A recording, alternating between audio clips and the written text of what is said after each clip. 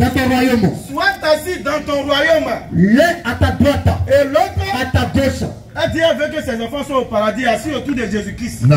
Chose qui est normale pour toute mère. Exact. Pour toute personne prétendant adorer Jésus-Christ. Exact. Mais regardez ce que Jésus-Christ va dire. Si Jésus c'est la répondit. prétention farfelue selon laquelle c'est Jésus-Christ qui fait rentrer au paradis. Non. C'est Jésus-Christ qui a lui-même Dieu qui jugera les humains. Là, il devait venir trancher. Il devait dire clairement, ça c'est un petit mouvement là-bas. Non. Tu me demandes, c'est rien, rentrer au paradis. C'est moi-même faire rentrer là-bas.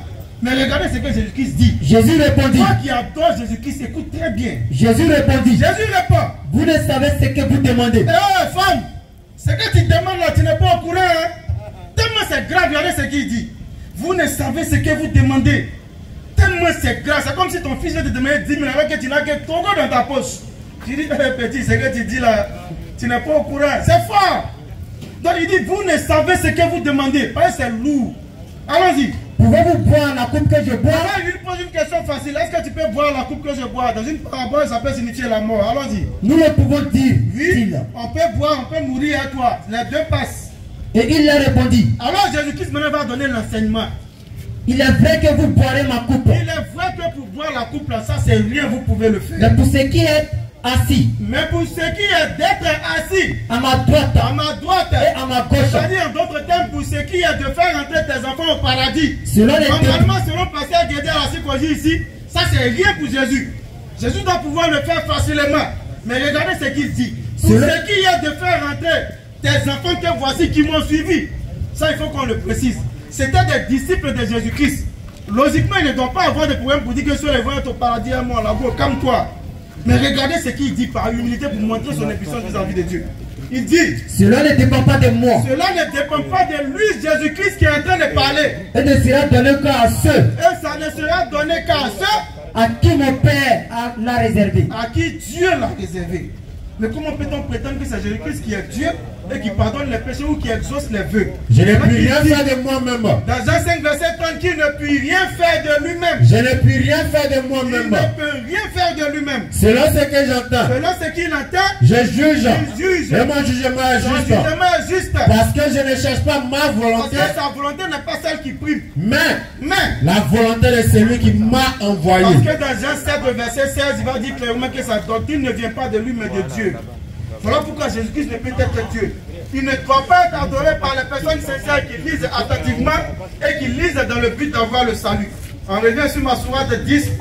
Et n'invoquez pas. Alors il dit de ne pas invoquer En dehors d'Allah, en dehors d'Allah ce qui ne peut te profiter, ce qui ne peut ni te profiter, comme Jésus-Christ on l'a dit tout à l'heure, ni te nuire. il ne peut te nuire. Et si tu le fais, Et si tu le fais, tu seras alors du nombre des en injustes. réalité ceux qui le font sont du nombre des injustes. Allons-y. Et si Allah fait Et si Allah fait que mal te touche, un mal te touche, toi en tant que croyant, nul ne peut l'écarter en dehors il de ne lui. peut écarter le mal qui vient d'Allah en dehors d'Allah lui-même. Et s'il te veut du Aucun bien, charlatan ou aucun faiseur de miracles ne peut écarter le mal qui vient d'Allah. Allons-y. et s'il te veut un bien, Et si ton Seigneur te veut un bien, nul ne peut le repousser de sa grâce. arrêtez vos superstitions, il y a pas un caillou, donc ça veut dire qu'il y a quelqu'un qui parle mal de moi dans mon dos. Jamais. Nul ne peut repousser Il sa ne grâce. peut repousser la grâce de Dieu. Il Ce qui est pour toi ne ingratifie. saurait te rater. C'est pourquoi il en gratifie. Qui il veut parmi ses Il serviteurs. veut parmi ses serviteurs. Et c'est lui le pardonneur, C'est lui le pardonneur, le miséricordieux. le miséricordieux. On termine sur les versets, allons-y rapidement. Dis, Dis, ô gens, oh Jean, certes, certes, la vérité vous est venue de votre nous Seigneur. avons apporté la vérité de notre Seigneur ce soir. Donc, Donc, quiconque est dans le bon chemin quiconque parmi vous ou parmi nous sera dans le bon chemin, ne l'est que pour il lui-même. ne le sera que pour lui-même. Et quiconque s'égare Quiconque, malgré avoir entendu, ne s'égare, malgré avoir entendu tout ce que nous avons dit comme enseignement, comme avertissement, ne ne s'é- s'est égaré. ne s'égare qu'à son propre Il ne détriment. s'est égaré qu'à son propre détriment. On va s'arrêter là. Apparemment, il y a une série de questions. Effectivement. Ça, on va prendre, Inch'Allah. Alors, merci à Mouaz Boudjabal ainsi qu'à Béni Islam, la note explicative, d'avoir donc donné, n'est-ce pas, cet enseignement. Mesdames et messieurs, je rappelle à toutes fins utiles que vous êtes avec la bande 1781, les élèves d'Abdul Majid, qui ont promis, n'est-ce pas, d'être ici cette semaine et ce samedi précisément. Chose promise, chose due. À présent, nous allons nous orienter vers les habitants de ce quartier ainsi que tous ceux qui sont venus suivre la conférence à l'effet de poser des questions qui vont justement nous permettre d'avoir le déclic ce soir et de partir avec une foi bien remplie. Alors sur ce, je vais... La série des questions et j'appelle le frère Paul Marie. Paul Marie.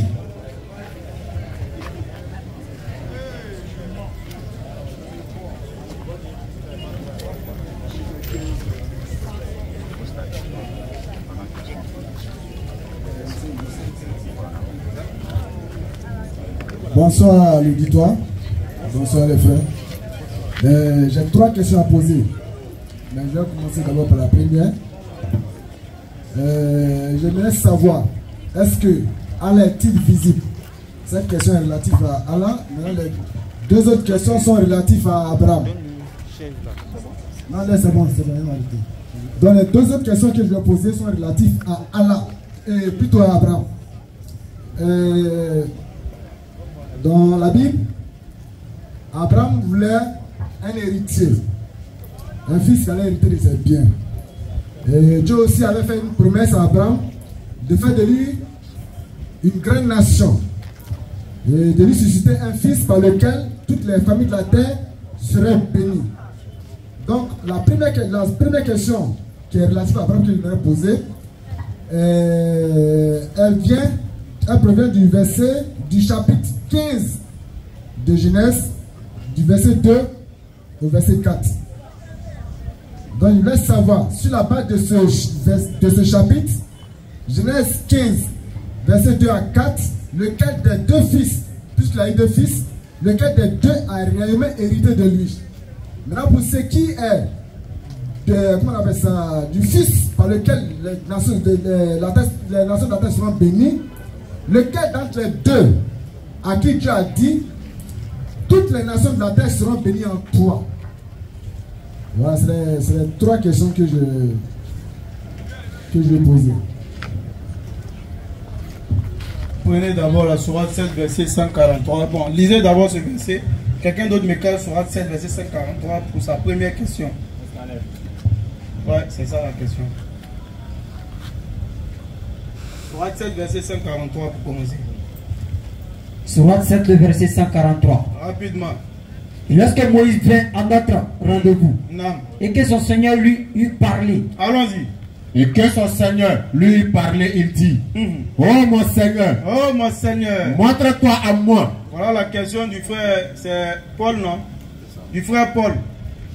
Est-ce qu'il pouvait voir Dieu en ce moment-là? Allons-y. Il dit, Alors Allah dit, oh mon Seigneur, montre-toi à moi pour que je te voie. allons-y sur la réponse. Il dit, Oui. tu ne me verras pas, Allah dit, tu ne me verras pas. mais Mais, regarde dans le mont. regarde le monde que voici. S'il tient en sa place, S'il tient à sa place, alors alors tu me verras. l'homme pourra voir Dieu. Mais Oui. lorsque son Seigneur se manifesta au mont, Lorsqu'il se manifeste au mont, il le pulvérisa. le mont fut pulvérisé. Et Moïse s'effondra foudroyé. Moïse est tombé foudroyé. Ça ne veut pas dire que la foudre a cassé sa tête, mais il s'est évanoui. Allons-y. Lorsqu'il se fut remis, Lorsqu'il revient à lui, il dit, il dit, gloire à toi, gloire à Allah, à toi je me répands, je me répands, et je suis le premier des croyants. je suis le premier des croyants. Il se répand d'avoir demandé à voir Dieu. Parce que dans notre état bestial, quand on est ici dans les êtres humains, on ne peut pas voir Dieu. Sourate 6, le verset 103. Allons-y. Les regards ne peuvent Les l'atteindre. regards ne peuvent atteindre Allah. Cependant, qu'il saisit tous les regards. c'est lui qui saisit tous les regards. Et Donc, il est doux, le en tant parfait. qu'être humain, nous ne pouvons pas voir Allah. Ça, c'était pour la première question. Ok, donc je peux... Les autres questions ont été posées déjà, non? Non, On va les répondre. j'ai quelques versets qui vont venir un peu contredire ce que tu as dit. Parce que tu as donné un verset qui montre clairement que Moïse voulait voir Dieu et Dieu ne s'est pas fait voir. Et ça, on va prendre la sourate 57, verset 3. Allons-y.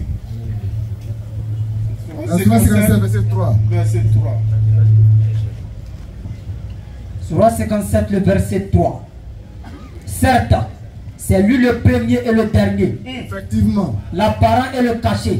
Il est omniscient. Bon, dans ce verset, il ressort que Allah est l'apparent. Or, pourtant, l'apparent, c'est ce qui est visible, évident et manifeste. Donc, si du moment Allah dit que lui, il est l'apparent, il est clair qu'on peut le voir. Parce que ce qui est apparent, c'est ce qui est visible. Dans ce verset, Allah nous montre que lui, on peut le voir. D'accord. Voilà, bien qu'il ait le cachet, bien qu'il soit le cachet. Donc tu as écouté ça, tu as lu ça Voilà, aussi. j'ai lu le verset.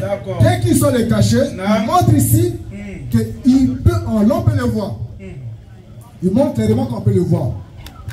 Bon, là c'est toi qui es en train de dire, il montre clairement qu'on peut le voir. C'est pas ce qui est écrit. Mais puisque le verset lui-même quand dit tu qu'il finis, est tu la me laisses parole. parler maintenant. Tu as fini, non? Ok, Si tu as fini, tu me laisses ok, parler. tu as la parole, tu as la parole. Ok, merci.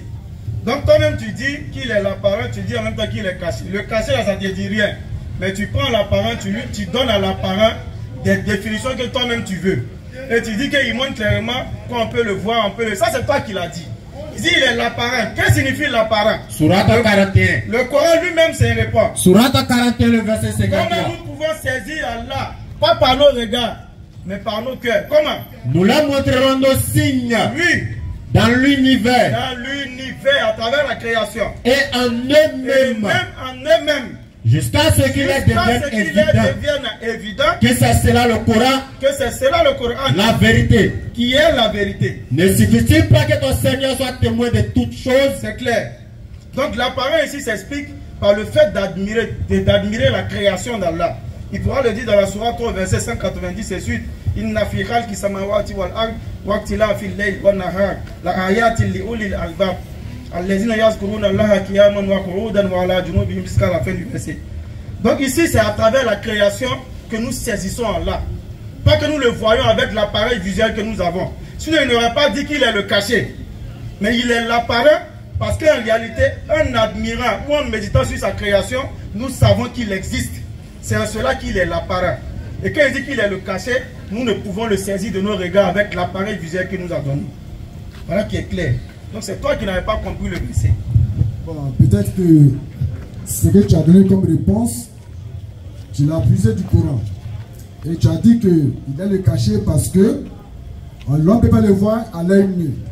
Ah, pourtant, le même Coran dit, au jour de la résurrection, il précise bien au jour de la résurrection. Souvent, il me demande si vous écoutez quand on répond aux questions. Continue. Donc, le même Coran dit, dès qu'il soit le caché, pourquoi il est le caché? Il est le caché parce que pour le moment, il dit quoi? Les regards ne peuvent l'atteindre. Parce qu'il a réservé un jour où les croyants, que ce soit les croyants ou pas, C'est quel jour? le jour de la résurrection. Il dit au jour de la résurrection, les croyants le verront et le regarderont. Et il y a une autre sourate, la sourate 36. Ok.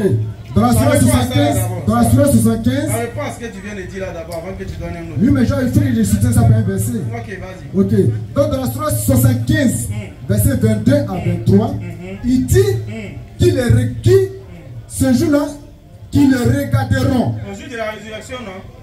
Qui les regarderont? C'est qui? Quand? Au jour de quoi? Au jour de la résurrection. Ah, donc c'est plus sur la terre. Mais le jour de la résurrection, on aura lieu sur la terre. Je viens. C'est sur la terre qu'on aura lieu la résurrection, c'est pas ailleurs. Je dis, est-ce que vous écoutez quand vous posez les questions? Parce qu'il ne s'agit pas de rentrer dans un forum, poser des questions, tu as déjà gamé.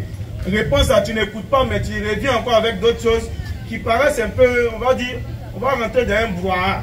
Parce que tout à l'heure, pour ceux qui ont écouté, j'ai dit dans notre état animal qu'on est ici, être vivant, on ne peut pas le voir. C'est pourquoi je savais que tu allais venir avec ça, le jour de la résurrection. Mais j'ai bien précisé, on est filmé, tu peux aller regarder la vidéo après, que dans notre état où on est sur la terre ici, là, on ne peut pas le voir.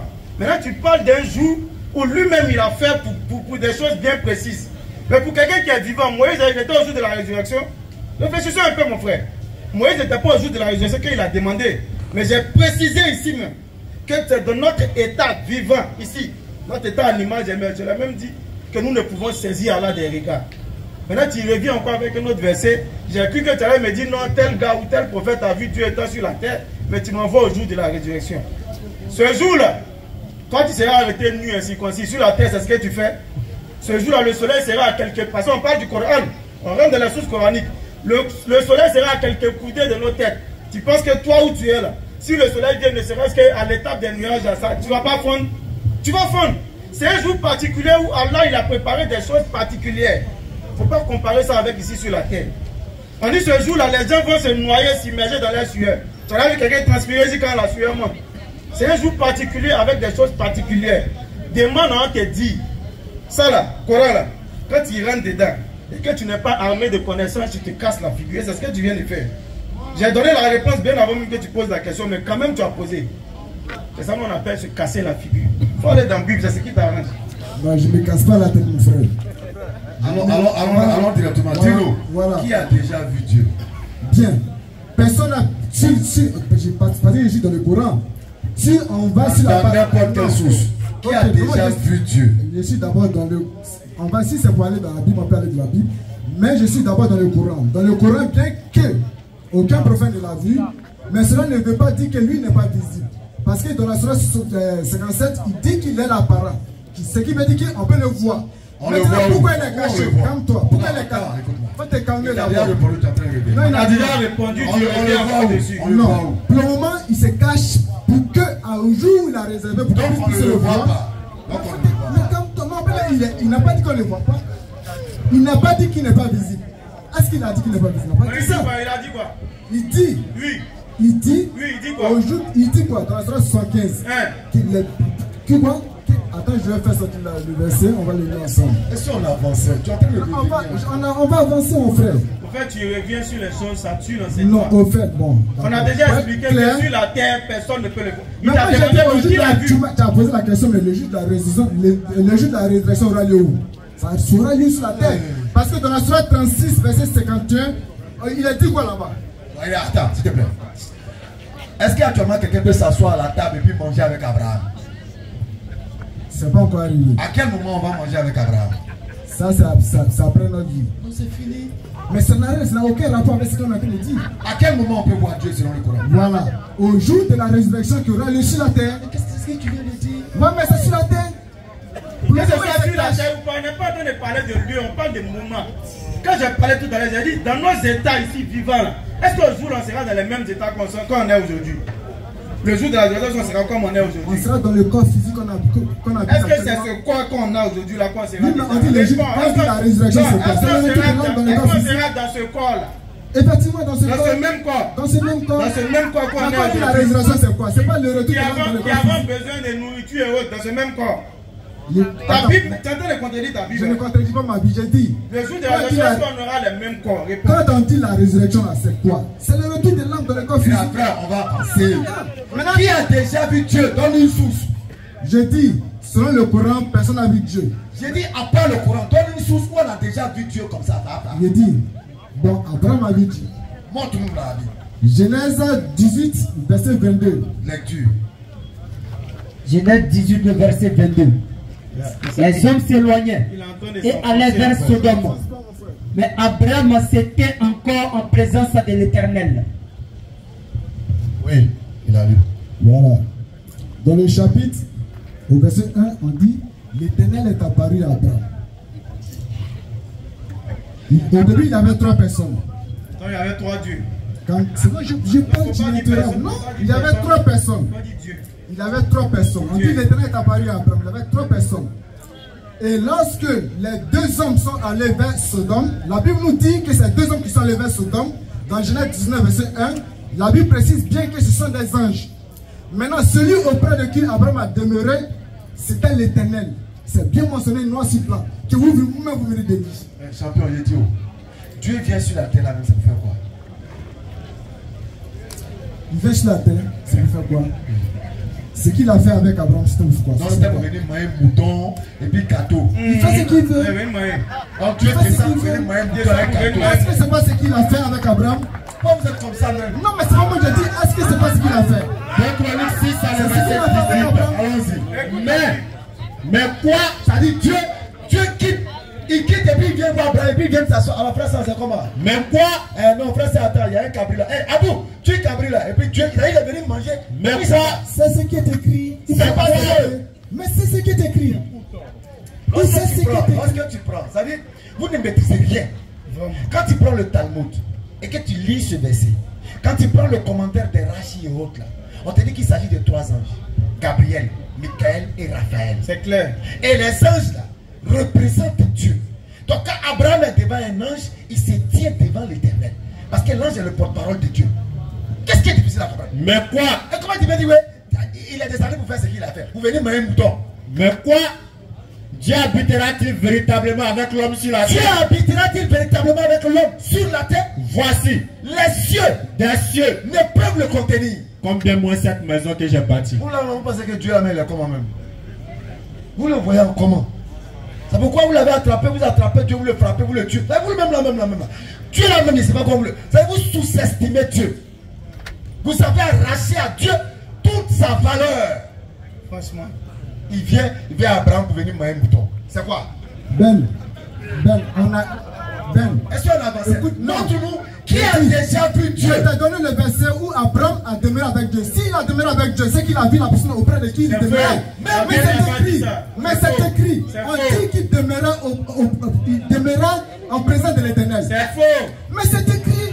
Pourquoi vous voulez discuter sur on va lire la Genèse 18. Écoute, faut te calmer. Genèse 18, le verset 22. Écoutons attentivement et avec intelligence. Non, commence au verset 1er. Attentivement et avec intelligence et discernement. L'Éternel, il est dans un tourbillon d'ignorance que lui-même il ignore. L'Éternel lui apparut. Apparu à qui? Tanzoa? Abraham. Ok, l'Éternel lui apparut. Donc c'est l'Éternel et puis 2 anges selon toi. C'est ce que tu dis? Effectivement. L'Éternel et 2 anges. On va voir si la suite dit qu'il y avait un Éternel et puis il y avait 2 anges. Allons-y. L'Éternel lui apparut parmi les chaînes de L'Éternel Mamré. lui apparut. Ok. On le suit, hein? Comme il était assis à l'entrée de sa Comme tente Abraham était assis à l'entrée de sa tente, pendant la chaleur du jour, pendant la chaleur du jour, il leva les yeux et regarda. et puis il a vu qui? Un Éternel et puis 2 anges. Et voici 3 hommes. 3 hommes, Azoa. 3 hommes. C'est pas un Éternel et puis 2 anges. Quand dit l'Éternel lui apparu là, quand dit par exemple dans Luc 7 verset 16, quand on va lire, tout envoyé de l'Éternel est représentant de l'Éternel.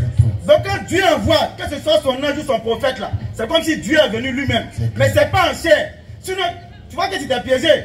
Pourtant on devait dire un Éternel et puis 2 anges. Mais on dit l'Éternel lui apparu. Et la suite du texte te dit, il a vu 3 hommes, ça veut dire les représentants de l'Éternel. C'est pas l'Éternel. Prenez Luc 7 verset 16. Luc 7 verset 16. Tu connais pas, on t'enseigne, tu parles. Tous furent saisis de crainte. Tous furent saisis de crainte. Et glorifiant Dieu. Ils ont glorifié Dieu. Disant, Ils ont dit, un grand prophète apparu parmi nous. alors qu'un prophète qui est le représentant de Dieu apparaît parmi le peuple, qu'est-ce qui se passe? Et Dieu a visité son Dieu peuple. visite son peuple. Donc de la même manière que lorsque les 3 représentants de l'Éternel viennent voir Abraham, c'est comme si c'est l'Éternel qui vient. C'est clair. C'est-à-dire, le coup, il n'y a même pas d'ambiguïté auprès des Juifs eux-mêmes. Tous les commentaires de la Bible te diront que non, ces 3 anges, en citant leur nom. Mais ces chrétiens seuls, qui cherchent divinité partout, qui se lèvent, qui disent non, un Éternel, 2 anges, c'est ce qui est écrit. Lisez encore, il va comprendre. Il leva les yeux et regarda. Commence au verset 1er. Au verset 1er. Au verset 1er. L'Éternel lui apparut parmi les chaînes de Mamré. Pour lui, un Éternel, 2 anges. Mais la Bible dit tu mens. Au verset 2. Au verset 2. Il leva les yeux. Il lève les yeux. Et regarda. Il regarde. Normalement, il doit voir un Éternel et puis 2 anges. Et voici 3 hommes Mais il voit debout près de lui. 3 hommes qui sont venus manger poulet rôti ou bien mouton rôti. Chapitre kilo. Arrêtez de rabaisser Dieu. Prochaine question. Parce que ça là, tu vas tergiverser, tu ne pourras pas t'en sortir. C'est pas que je tergiverse. Le verset même est dit. Attends, on va aller pas à pas. On va aller juste. Tu vas aller pas à pas. Ok. Il a dit quoi? Dans Genèse 18, verset 22. On va lire ensemble. Tu dis verset 22, verset 1er. Attends. Le verset 1er vient planter le décor. Faut te calmer. Calme-toi. Dans l'introduction, attends. Quand un président va en visite, là, est-ce qu'il va seul? Il ne va pas seul. Le président ne va pas seul. On dit le président est en visite dans telle région. Mais le président ne va pas seul. C'est la même chose. Dans le verset 10, dans le verset 22, il a dit quoi? On dit, les hommes s'éloignaient et allaient vers Sodome. Mais Abraham était encore en présence de l'Éternel. C'est normal. Tu comprends? Donc c'est une personne qui était là en face de lui, auprès de qui se tenait. Bon, les 3 hommes là, calme-toi, maintenant on va aller. Écoute bien, dans le verset 22, on dit, les hommes s'éloignaient. Maintenant, qui sont ceux qui se sont éloignés pour aller vers Sodome? La même Bible va nous donner l'identité de ceux qui étaient allés vers Sodome. Dans le chapitre 19, au verset 1er. Genèse 19, verset 1er. Voici l'identité des 2 personnes qui sont allées vers Sodome. Les hommes, ceux qui allaient vers Sodome, le voici ici. On dit, les deux anges, c'est bien précisé, les deux anges arrivaient à Sodome sur le soir. Et l'autre était assis à la porte de Sodome. Donc ici on retient que les hommes qui étaient allés vers Sodome là, ce sont deux anges. Et celui auprès de qui Abraham se tenait encore en présence, c'était l'Éternel. C'est bien mentionné, noir sur blanc. Donc comme ça, il n'y a pas de discussion. Donc les trois hommes là, il y avait l'Éternel, plus deux anges, qui est bien défini ici. Donc Dieu est devenu un homme. Mais c'est ce que la Bible a dit. Mais voici ça. Mais voici ça sur tes yeux. Parce qu'on ne peut pas apparaître sans prendre de corps physique. Donc il est apparu. Abraham a causé avec lui. Ils ont mangé. Et c'est ce qu'il dit la Bible. Donc si vous, on a compris. Donc Dieu est devenu un homme. Ça c'est ce que la Bible a dit. C'est pas moi qui l'ai dit. Voici les textes qui sont là devant toi. Chez nous on dit il n'y a pas plus sourd que celui qui est le fils d'enfant. Genèse 18, reprenez le verset 1er. Le verset 1er est venu planter le décor pour que quiconque ou aucune personne ne vienne s'asseoir pour dire il y avait Dieu et puis deux anges. Réalisez le verset, s'il ne comprend pas, c'est son problème. L'Éternel lui apparut. Normalement, quand l'Éternel lui apparut, on ne doit plus dire trois hommes. Mais toi, pour toi, là, il y a Dieu et puis il y a deux anges. On doit dire par la suite les deux hommes ou les deux anges. Mais on va préciser en bas. Au verset 2. Oui. Il leva les yeux et regarda. Quand l'Éternel lui apparut, il lève les yeux. Maintenant, il doit voir l'Éternel. Mais qu'est-ce qu'il voit? Et voici. Il voit qui? Trois hommes qui sont venus s'asseoir pour étaient debout près de lui. Prenez Exode 33, verset 20. Si la Bible ment, tu vas nous dire ça le soir là. Exode 33. Oui. Le verset 20. Allons-y. L'Éternel dit. C'est même l'Éternel là qui parle. Tu ne pourras pas voir ma face. Tu ne peux pas me voir. Pourquoi? Car parce que l'homme ne peut me voir et vivre. On ne peut pas voir Dieu et puis il va vivre. Mais vous lisez, vous faites comme si vous n'entendez pas. As cherche Dieu par dans Genèse. Et vous allez voir par la suite, il est comment il dit que c'était Jésus qui était là. Et c'est tellement absurde. De venir parler d'Abraham. Et puis sortir pour dire non, c'est Jésus qui est venu être le Dieu d'Abraham. Alors que Jésus lui-même il dit, Abraham a tressailli de joie de ce qu'il verrait mon jour. Il a vu et il s'est réjoui. Abraham, mon ancêtre, quand il parle, tu me laisses parler. Excuse-moi, s'il te plaît.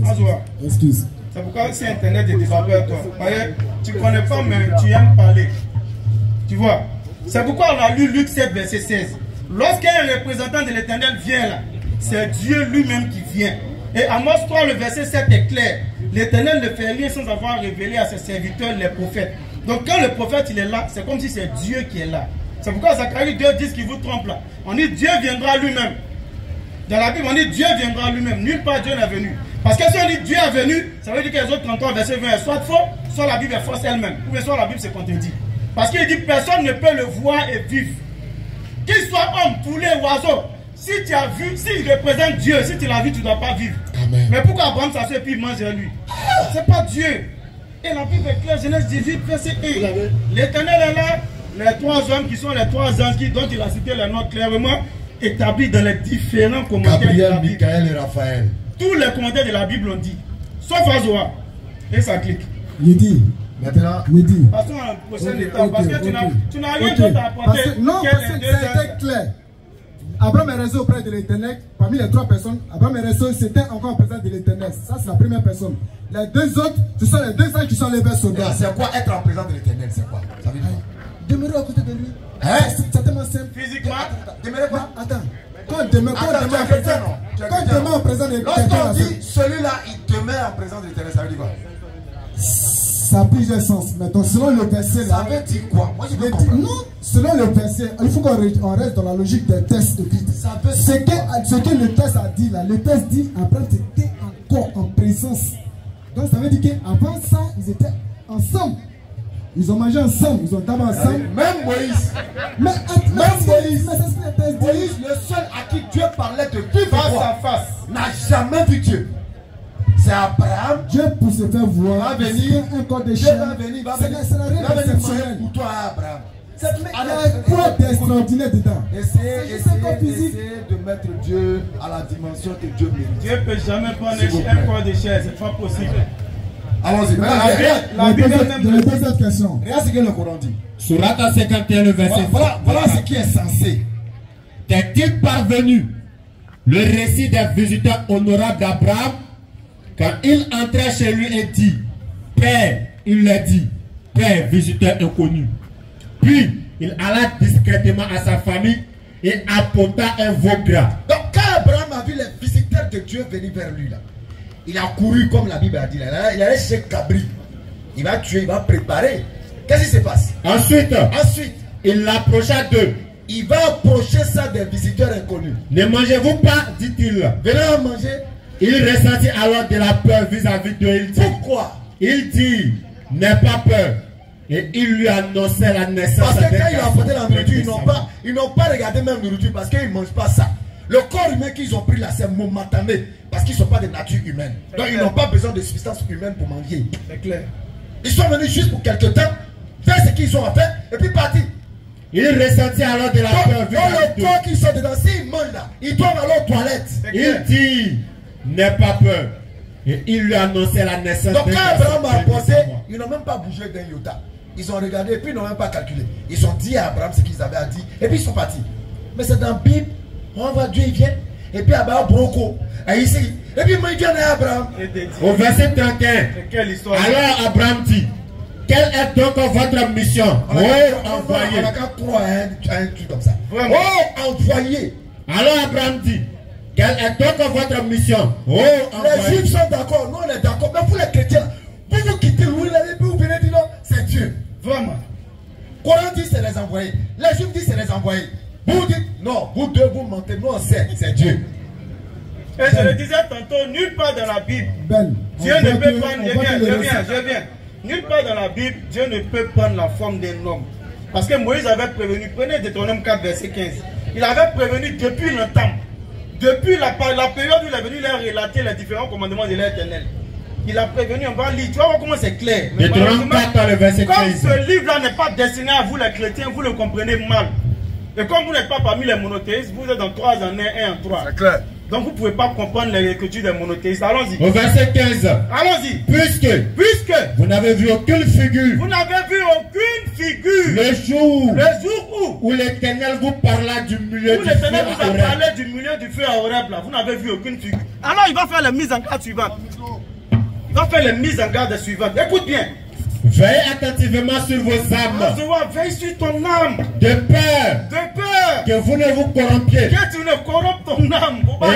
Et que vous ne fassiez une image taillée. Que tu ne te fasses d'image taillée. Une représentation de quelques idoles. Une représentation de quelques idoles. La figure d'un homme. La figure d'un homme. À l'instant de il dit les anges, Dieu est venu comme homme.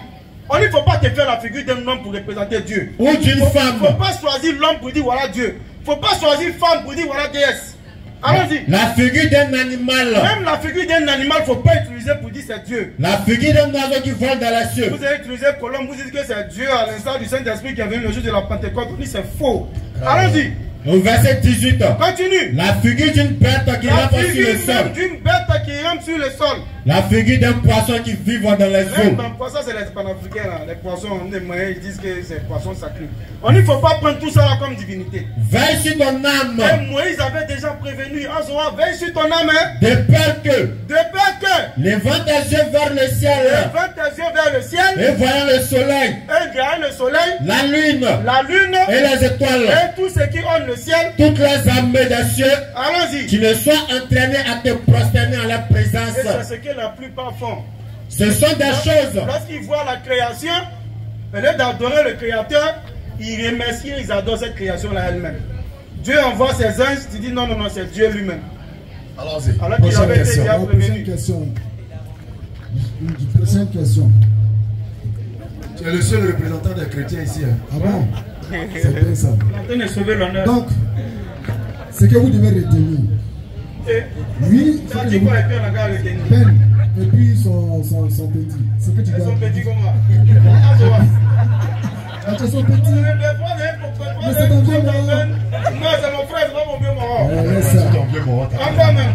Bon. Peut-être même qu'un thème d'adresse ici, parce que lui, il ne sait pas. Il ne faut pas rien visage. Là, c'est un petit modèle. C'est petit, mais c'est longtemps. Hein. C'est déjà compris en fait. Ok. D'accord. Voici ce que je veux que vous reteniez. Nous qui sommes ici là, moi je suis un chrétien, ma foi est fondée sur la Bible.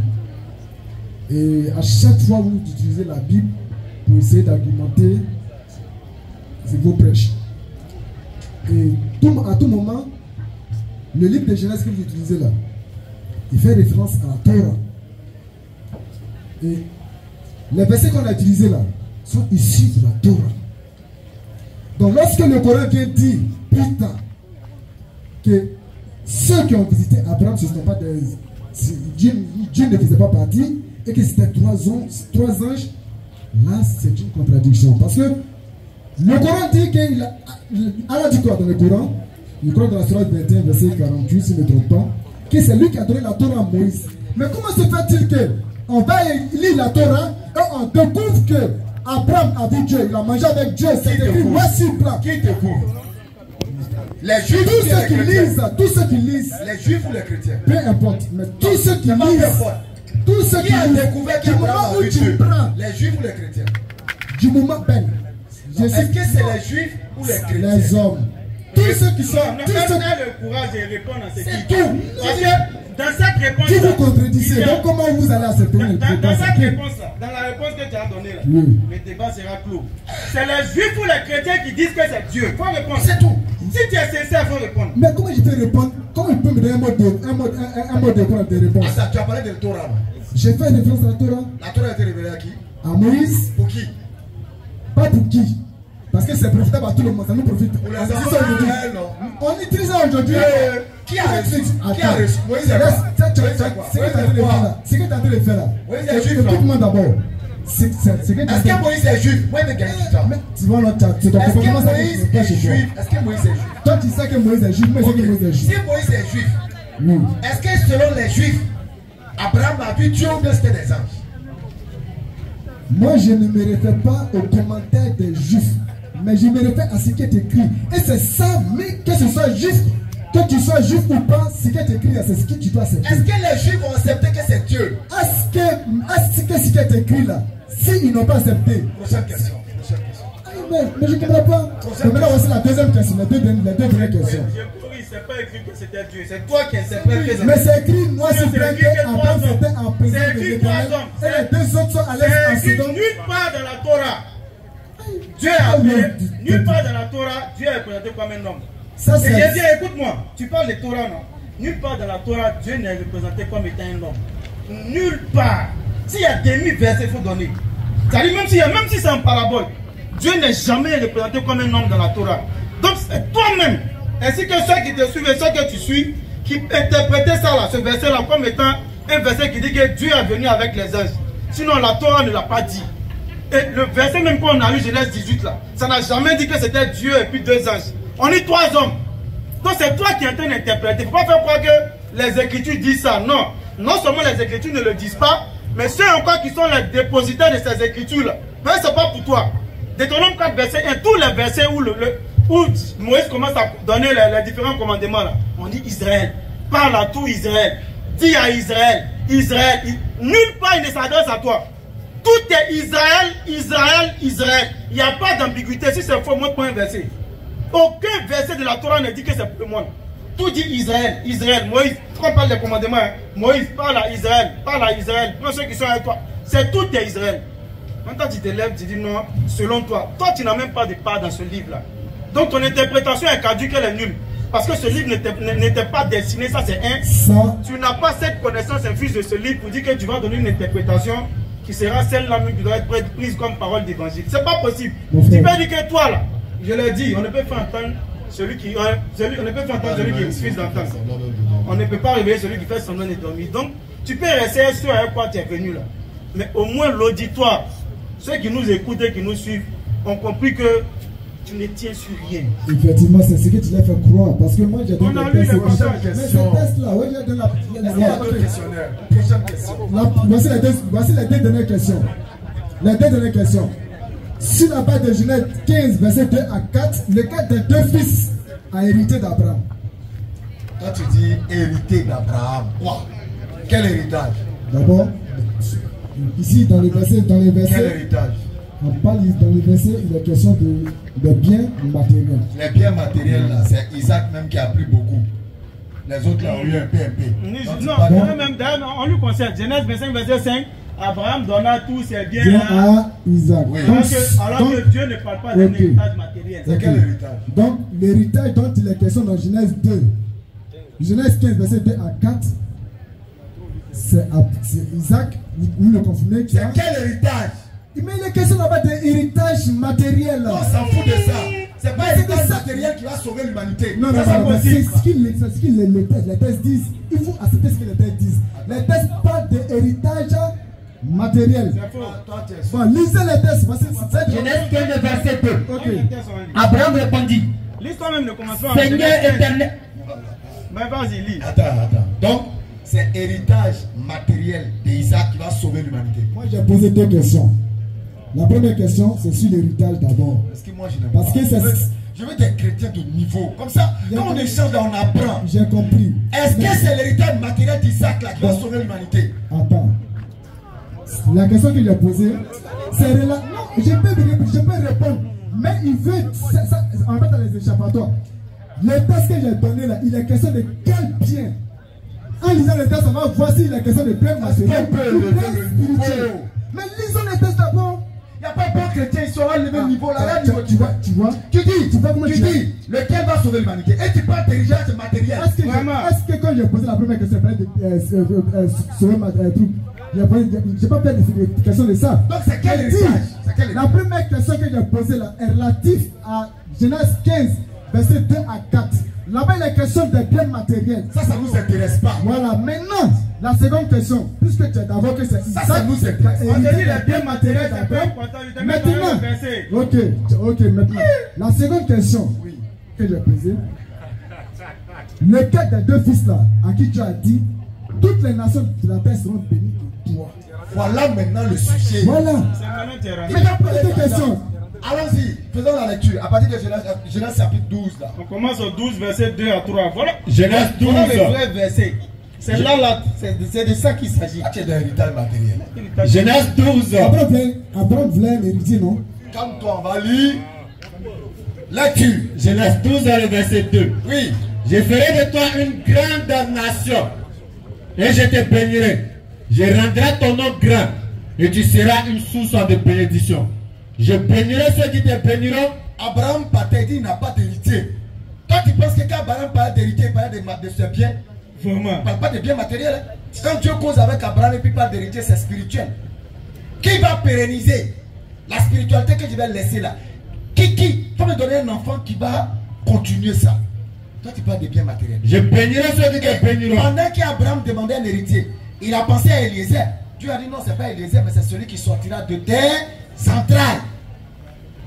Quand tu prends Genèse chapitre 15, il dit c'est celui qui sortira de tes entrailles. Dès que tu finis le 15, tu te retrouves au Genèse chapitre 16. Qui est le premier qui sort des entrailles d'Abraham? Après Genèse 15. Sarai. Le premier qui sort des entrailles Genèse 15 et puis Genèse 16. C'est Ismaël qui est sorti. On établit le contexte qu'Abraham voulait un héritier. Écoute l'enseignement. Et comme Abraham dit, je m'en vais sans héritier. Il dit, mais c'est Eliezer qui va. Dieu dit non, c'est pas Eliezer. Mais celui qui sortira de tes entrailles. Effectivement. C'est Ismaël. C'est Ismaël, non? On t'a pas encore demandé. Si on s'en tient à ta question, qui est l'héritier d'Abraham?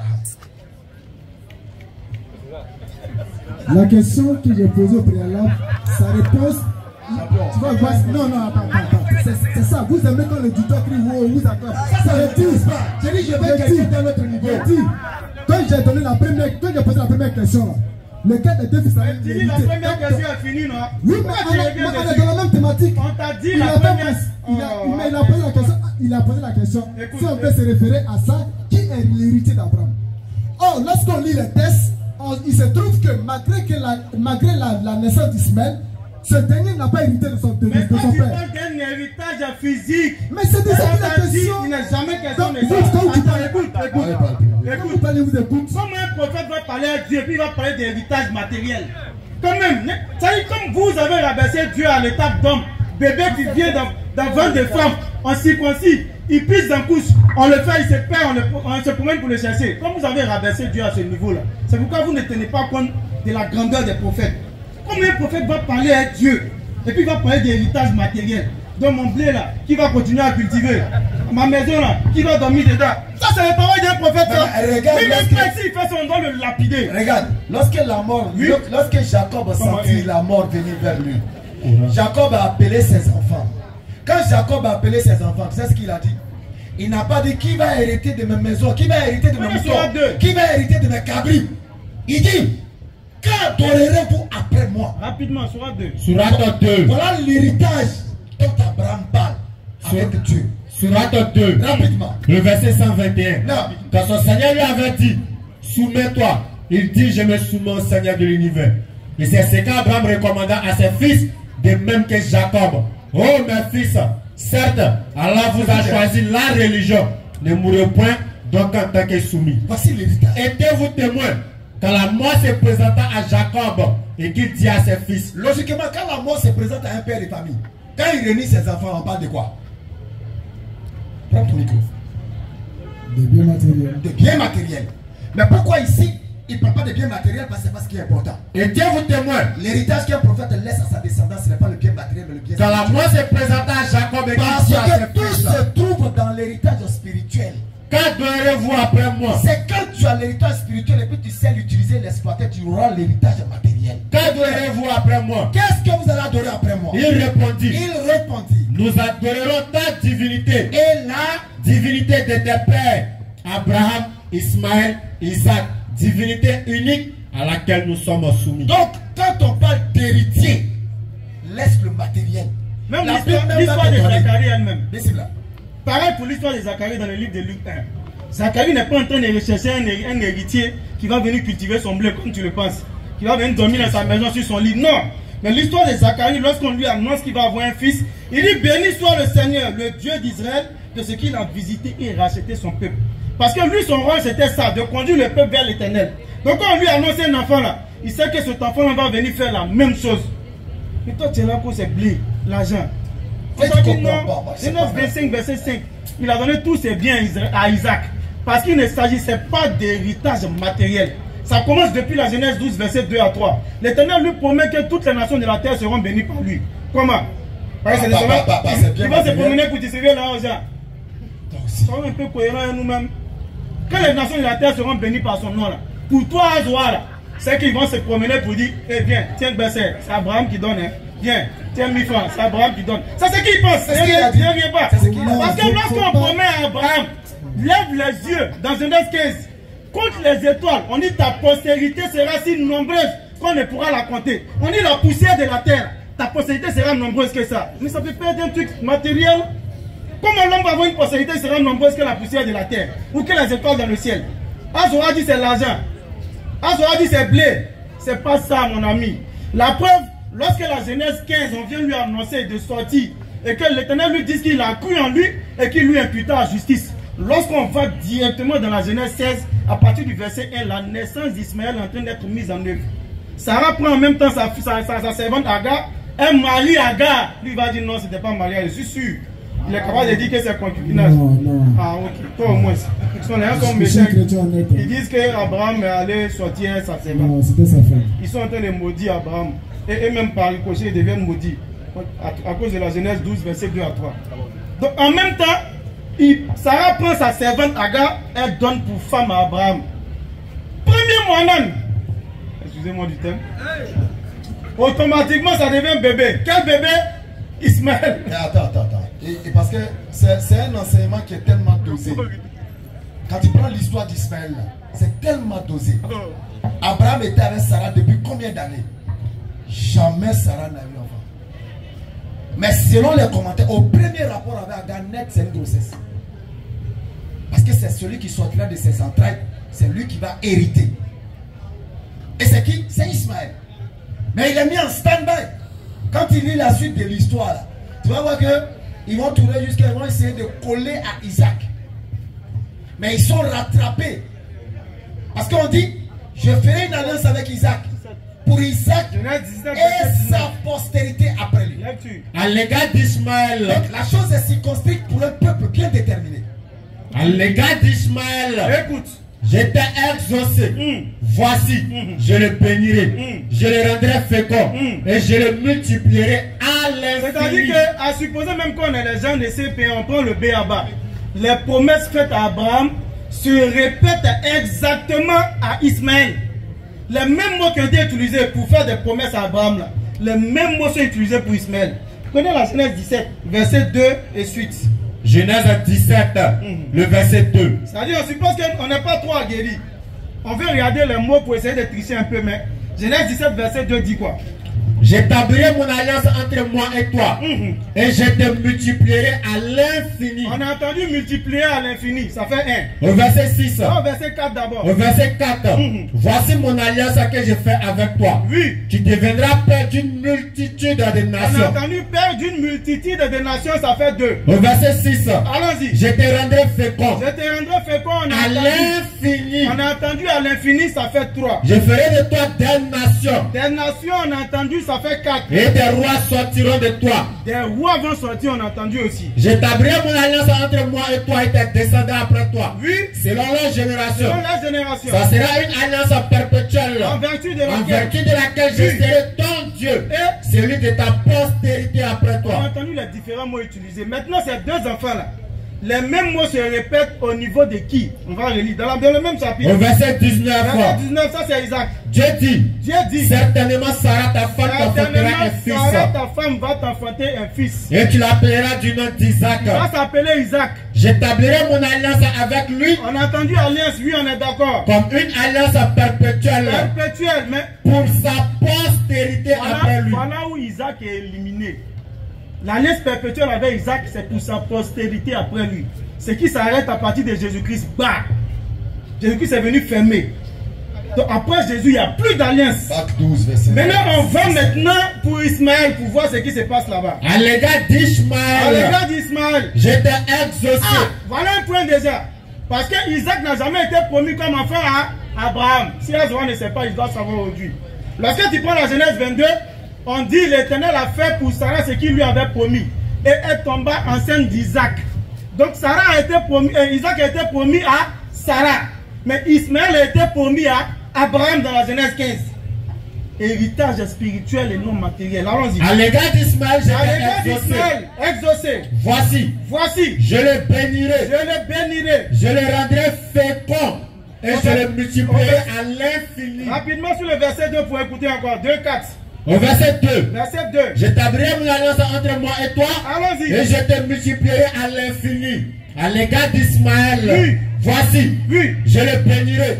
Je le rendrai fécond. Et je le multiplierai à l'infini. Les mêmes mots utilisés pour la promesse d'Abraham se répètent au niveau d'Ismaël et non d'Isaac. Donc voilà un point qui montre qu'en réalité, Genèse 15 dont tu parles là, c'est toi qui n'as pas compris. Ce n'est pas une histoire d'héritage matériel, mais c'est une histoire d'héritage spirituel. Il sera multiplié à l'infini et cela se réalise uniquement avec Ismaël. Azwa, c'est de ça qu'il s'agit. Je peux intervenir? Non, on n'a pas fini avec la question. Il n'y a pas d'autres questions, c'est le seul.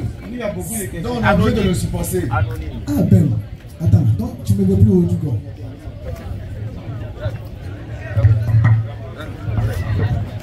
Non, si d'autres personnes viennent intervenir, moi je me bats. C'est pas... Non, il n'y a pas de problème, La prochaine fois, vous serez là. Ok, il n'y a pas de souci. Ben, la prochaine fois, je serai là. Ah, je vais finir. Ok.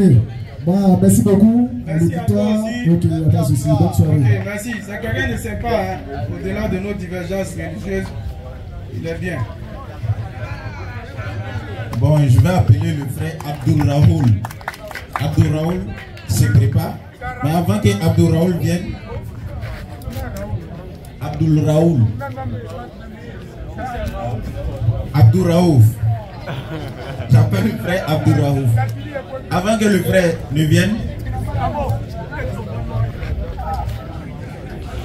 Abdul Raouf. Ok. Avant que le frère ne vienne, il y a un frère du quartier qui a posé la question en disant que il a entendu le frère Gédéon dire qu'on peut goûter la femme avant de la marier.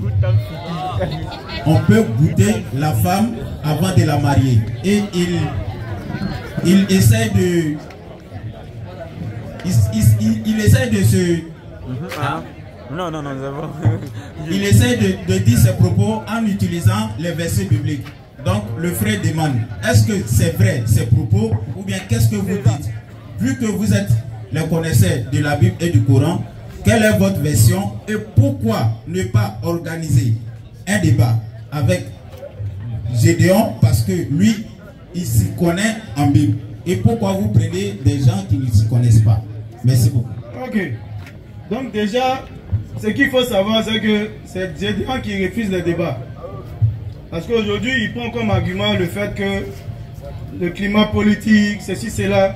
Sinon, si vous, pour ceux qui suivent l'interreligieux il y a longtemps, il fut un temps où on allait derrière lui au jardin public du plateau, où il a dit que lui ne débat pas avec les musulmans, lui débat avec ses frères chrétiens. Et il utilise des arguments farfelus comme chacun n'a qu'à parler de son livre. Or, c'est lui qui marchait sur le Coran au plateau, on était tous témoins. C'est lui qui a envoyé le fait que les musulmans allemands, les prophètes même, il ne sait pas ce qu'on fera de l'homme ni de lui, etc. Un aveugle qui conduit ce genre de paroles-là, c'est des Gédéons que ça vient. Mais aujourd'hui, comme il sait qu'il y a des personnes en face qui sont plus connaisseurs que lui et qui vont faire tomber son business s'il s'hasarde à venir au débat, c'est pourquoi il fait des fuites en avant. Sinon, vous pouvez aller voir sur le net. Il y a la vidéo où on allait derrière lui au jardin où il a dit clairement je ne débat pas les musulmans. Et il essaie d'utiliser, comme je l'ai dit, des arguments comme c'est le climat politique, ceci, cela, ceci, cela. Sinon, en réalité, il fuit. Il fuit, il dit qu'il ne débat pas les musulmans. Maintenant, son histoire de Gotham City, là, c'est à la Sikoji, il peut dire ça. C'est à la Sikoji, il peut dire ça. Je vous confie qu'il y a beaucoup de groupes chrétiens qui nous ont appelés. Ils ont appelé, ils disent que est-ce qu'on ne peut pas aller derrière Gédéon parce qu'eux ils veulent parler. Non, maintenant on allait derrière lui, il dit qu'il ne discute pas avec les musulmans. Parce qu'ils ont été choqués par ce qu'il a dit, à savoir qu'il faut goûter femme avant de marier. Et comme je l'ai dit, à la Sikoji, comme les gens prennent femme, enfants des gens dans le couloir. Donc quand Gédéon s'arrête et puis il dit il faut goûter avant de marier, ça leur fait plaisir. Sinon en réalité ce n'est pas un passage biblique. Et il compare la femme à des chaussures. Il dit est-ce que tu vas acheter des chaussures là, tu ne sais pas d'abord. Il dit pourquoi tu vas marier une femme. Et si tu vas et puis c'est pas ça. Il utilise des mots pervers, des mots rabaissants pour la femme. Ça ne vient pas des Écritures. C'est de l'impudicité, c'est la promotion justement de l'immoralité. Et comme il sait que les gens aiment ça, regardez cette dernière vidéo. Il essaie de rattraper un peu le tir. Mais c'est déjà dit, c'est là.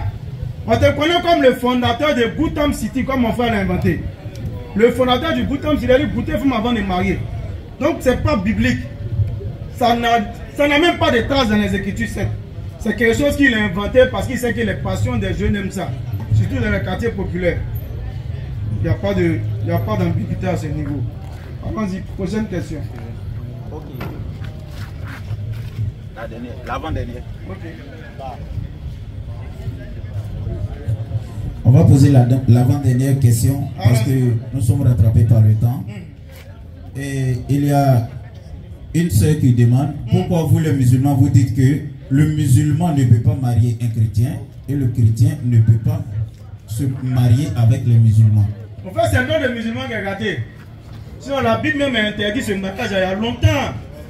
Mais comme c'est nous qui appliquons ce que nos livres, nos écritures disent, c'est pourquoi c'est pour nous l'envoi. Les frères vont caler les versets Deutéronome 7, verset 3, 1 Corinthiens 7, verset 35 et suite là-bas. Vous allez voir pour la Bible d'abord. Deutéronome 7, le verset 3. Ok. Tu ne contracteras point de mariage.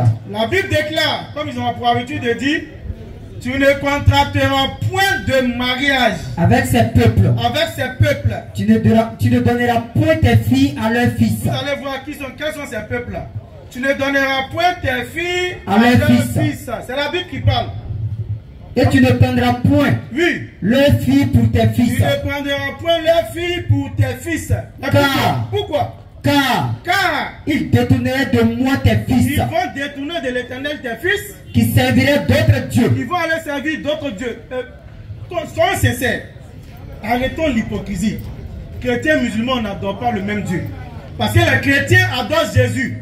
Tu prends les chrétiens, tu leur demandes leur Dieu s'appelle quoi, ils vont te dire Jésus. Le musulman dit que Jésus c'est un prophète envoyé uniquement aux enfants d'Israël. Donc quand la Bible dit ils vont détourner de moi tes fils ou tes filles, la Bible est claire. Une fois que vous n'adorez pas le même Dieu, vous ne devez pas être ensemble dans le cadre du mariage. Encore moins de la fornication. Allons-y. Deutéronome 1 Corinthiens 7 dans le verset 39. Le verset est fini. Et l'Éternel. Oui. Et la colère de l'Éternel s'enflammera contre vous. Allons-y sur Corinthiens. 1 Corinthiens 7, le verset 39. Ok. Une femme est liée aussi longtemps que son mari est vivant. C'est quoi là-bas ou bien? C'est ici ça se passe. Hein? Une femme est liée, allons-y. Une femme est liée aussi longtemps que son mari est vivant. Une femme est liée aussi longtemps que son mari est vivant. Mais si le mari meurt, elle est libre de se marier à qui elle veut. Elle est libre de se marier à qui elle veut, mais il y a une condition. À condition qu'il soit chrétien. Qu'il soit chrétien. La Bible est claire à ce niveau. Dans la Bible, c'est les chrétiens selon les lois que Paul a établies, parce que les chrétiens suivent plus Paul que Jésus-Christ. Il dit que tu te maries, tu n'as pas le droit de divorcer.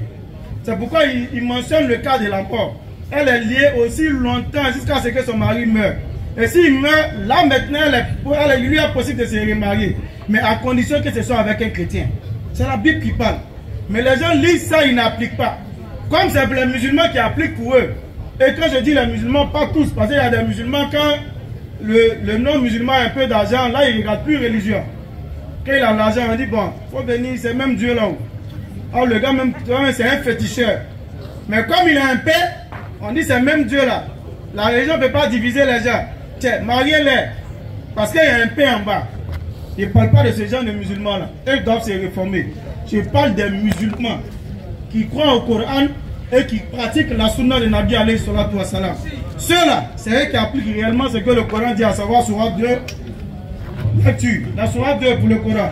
Sourate 2, le verset 221.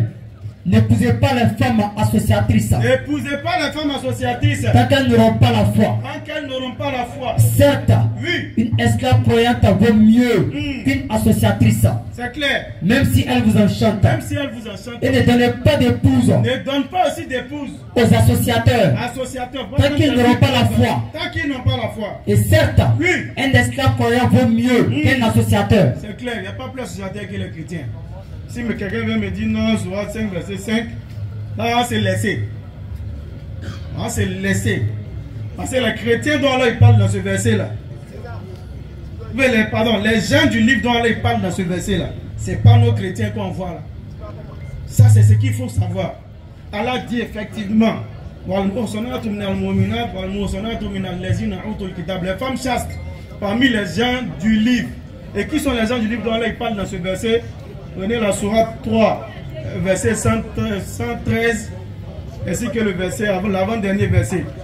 Pour aller rapidement, sinon il y a une longue démonstration à faire. Mais pour savoir de quels gens du livre, là, il parle dans la Sourate 5, verset 5. Parce que d'aucuns pourraient tenter de dire, mais Sourate 5, verset 5, Allah dit, les femmes vertueuses, ou les femmes chasses, des femmes ou bien des gens qui ont reçu le livre, ou des gens du livre. Alors, qui sont les gens du livre dont Allah il parle? Alors qu'il vient de dire dans la Sourate 5 au verset 72 et suite, quels sont mes mécréants, ceux qui ont pris Jésus pour Allah, ou ceux qui ont dit que Jésus est le troisième des trois. Allah a montré leur mécréance. Il a montré dans plusieurs versets qu'ils sont égarés. Est-ce qu'il va dire à ses serviteurs, à ses esclaves croyants d'aller prendre femme parmi les gens égarés? On va le lire. Mais ils ne sont pas tous pareils. Parce qu'il parle des gens du livre dans la Sourate 3 à partir du verset 110. Si les gens du livre savaient, ils auraient cru et ce serait mieux pour eux. En bas, il dit, mais ils ne sont pas tous pareils. Qui? Les gens du livre. Parmi les gens du livre, il y a parmi les gens du livre une communauté droite. On dit il y a une communauté droite parmi eux. C'est de cela qu'il parle. Qui aux heures de la nuit. Et cette communauté droite là, aux heures de la nuit, récite les versets d'Allah. La Bible, c'est pas les versets d'Allah, on est clair à ce niveau. La Bible, c'est un livre qui a été inventé, falsifié, écrit et présenté comme venant de Dieu. C'est pourquoi dans la Bible, il y a tout et son contraire. Il y a A, il y a moins A dans la Bible. La Bible elle-même, à son intérieur, on peut démontrer que Jésus-Christ n'a pas été tué et crucifié. Dans la Bible elle-même, quelque part on nous dit que sur la croix, il y avait deux voleurs, Jésus qui l'a insulté. L'autre côté on dit non, non, c'est un voleur qui l'a insulté, l'autre voleur l'a réprimandé. Dans la Bible, on dit Judas, il est mort, il s'est pendu. Dans la même Bible, on dit non, non, il est tombé et puis il s'est fendu le ventre. Il y a tout et son contraire dans la Bible. La même Bible dit que Dieu s'est repenti, il a regretté d'avoir créé l'homme dans Genèse 6. La même Bible dit non, non, non, Dieu ne peut pas se repentir parce qu'il n'est pas fils d'un homme. Il y a tout et son contraire. On dit la Torah a été révélée à Moïse, mais dans Deutéronome 34, on dit Moïse avait tel âge quand il mourut. Alors que c'est lui qui est censé avoir reçu le livre. Donc comment sa mort est mentionnée? Qui a écrit? On dit non, non, non, c'est son petit Josué. Si c'est Josué qui a écrit ça, que ça vient plus exclusivement de Dieu.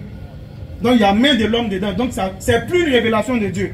Du moment où c'est mélangé à main humaine, là, c'est que ça vient plus de Dieu. Donc quand il dit, dans le verset 113, qu'il se lève aux heures de la nuit, il lit les versets d'Allah, il ne peut s'agir de la Bible.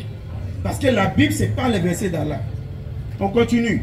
Récitant le verset d'Allah, c'est prosterne. Le verset d'Allah, il se prosterne. Il croit en Allah. Il croit en Allah. Et au jour dernier. Aujourd'hui, c'est par courtoisie et puis c'est par cohabitation que le chrétien te dira, c'est même Dieu. Sinon, quand il va dans sa prière, pour lui, toi, tu es un égaré. Et c'est pareil pour le musulman sincère. Parce que vous ne suivez pas la même doctrine. Humainement parlant, on vit ensemble, on cohabite, on est frères, on fait tout ensemble. Mais sur le point doctrinal, là, cessons d'être hypocrite, c'est pas la même chose. C'est pas la même religion. Pour nous, vient d'Allah, le christianisme vient des hommes. Et c'est clair. Si c'est pas clair, on n'a qu'à rentrer.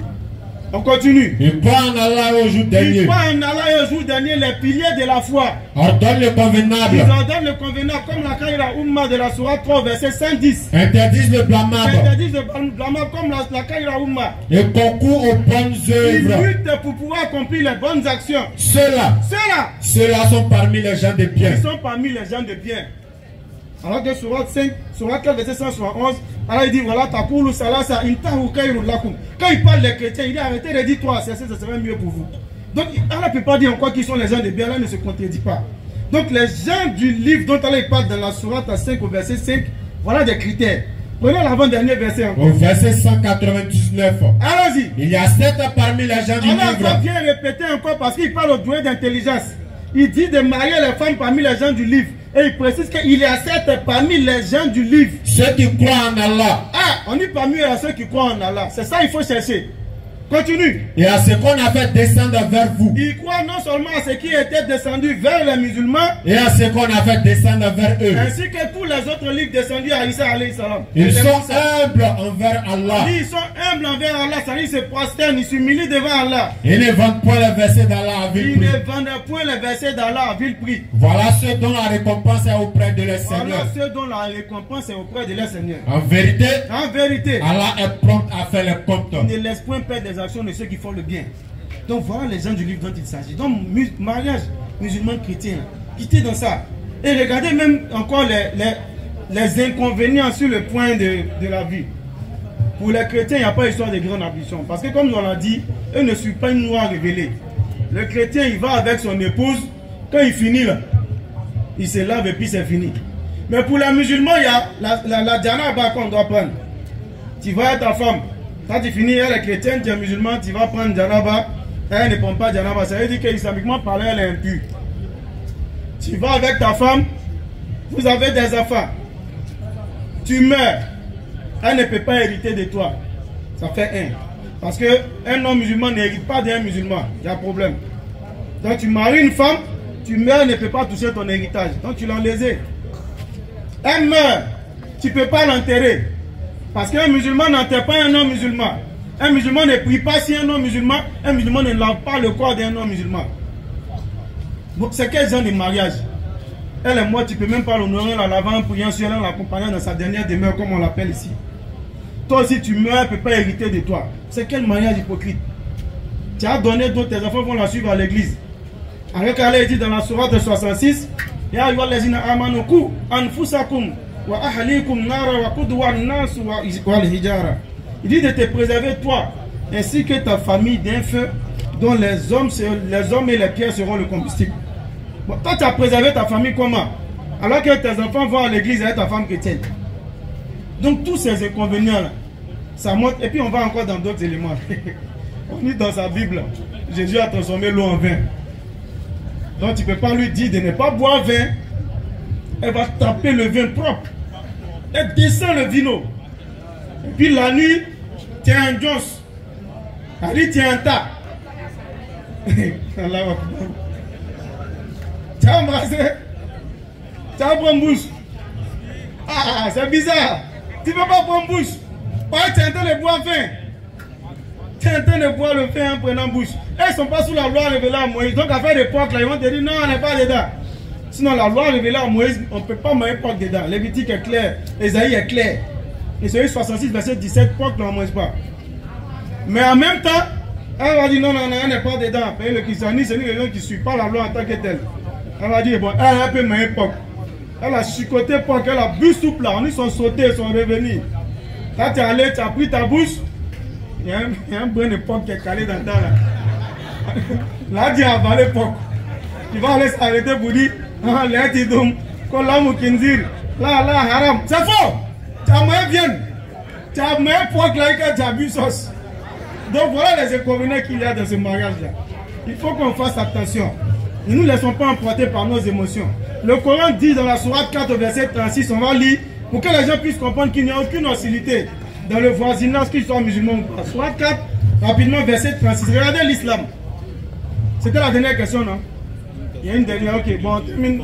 Sourate 4. Oui.